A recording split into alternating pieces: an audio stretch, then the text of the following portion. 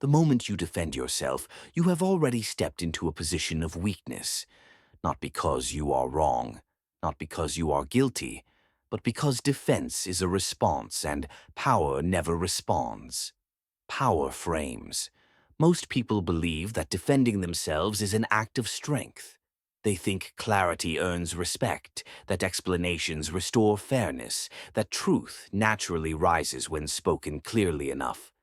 This belief feels moral, it feels rational, and that is exactly why it is dangerous. Defense is not neutral, it is a signal, and the signal it sends is simple. Someone else has the authority to judge you. When you explain yourself, you accept the role of the accused. You may not say it out loud, but your behavior does.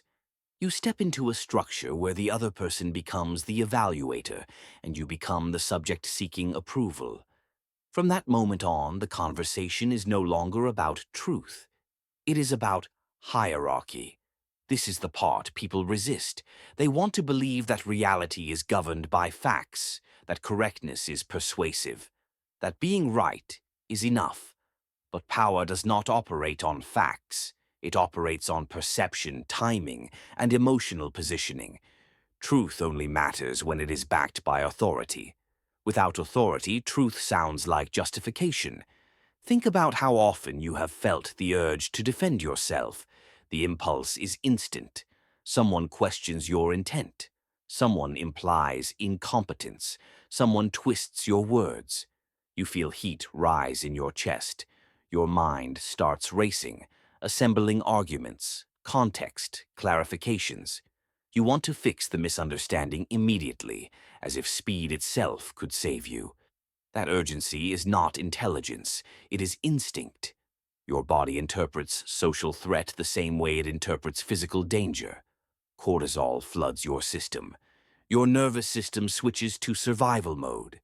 In that state, your goal is not power or dignity. Your goal is relief. You want the tension to stop. You want to be seen as good again. You want the discomfort to end. So you speak. And the moment you do, the balance shifts. Power does not ask for explanations. Power expects alignment. When someone truly holds authority, they are not in a hurry to be understood. They allow silence to work on their behalf. They let others project, speculate, and overextend. They do not chase clarity because clarity comes to those who wait. This is why defense always lowers status. It is emotional expenditure. It reveals investment. And whoever invests more emotionally in an interaction is already negotiating from below. Notice how this plays out everywhere. The person who explains the most is rarely the one in control. The one who keeps justifying their decisions is rarely the leader. The one who rushes to correct assumptions is rarely the one setting the frame.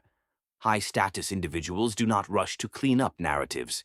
They let narratives exhaust themselves. This is not arrogance. It is positioning. When you defend yourself, you are not merely offering information.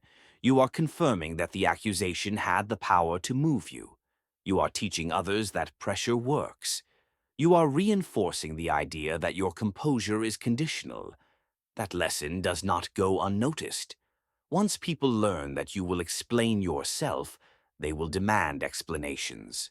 Once they learn that you react to implication, they will imply more often. Not because they are malicious, but because power dynamics reward predictability. If a lever works, it will be pulled again. This is where most people misunderstand Machiavellian thought. They think it is about manipulation, deception, or cruelty. It is not. At its core, it is about understanding how power actually moves through human systems. It is about recognizing that appearances shape outcomes more reliably than intentions ever will. Machiavelli did not advise silence because silence is mysterious. He advised it because silence preserves leverage. It keeps the burden of interpretation on the other person. And interpretation is where mistakes are made. The moment you stop defending yourself, something strange happens. Conversations slow down. Accusations lose their momentum. People begin to clarify themselves instead. They add details you never asked for. They soften their tone. They start negotiating with the absence of your reaction. This is not accidental. When you refuse to enter the defensive frame, the frame collapses. The other person is left holding an accusation without resistance, and an accusation without resistance often feels heavier, riskier, and more revealing. Silence in this context is not passive. It is active restraint. It communicates that you do not recognize the authority of the accusation. You are not denying it. You are not validating it. You are simply not participating in the hierarchy it tries to impose. This is why it feels uncomfortable. Most people are trained from childhood to explain themselves, to prove innocence, to justify intentions, to smooth over tension. They are rewarded for compliance and punished for composure. Over time, defense becomes a habit disguised as virtue, but virtue does not protect power. Structure does. When you stop defending yourself, you are not choosing to be misunderstood. You are choosing to be unreadable. And unreadability creates space. Space creates uncertainty. Uncertainty forces others to reveal more than they intended. This is the trick most people miss. The power flip does not come from saying something clever. It comes from saying nothing when nothing is required. It comes from resisting the urge to restore comfort.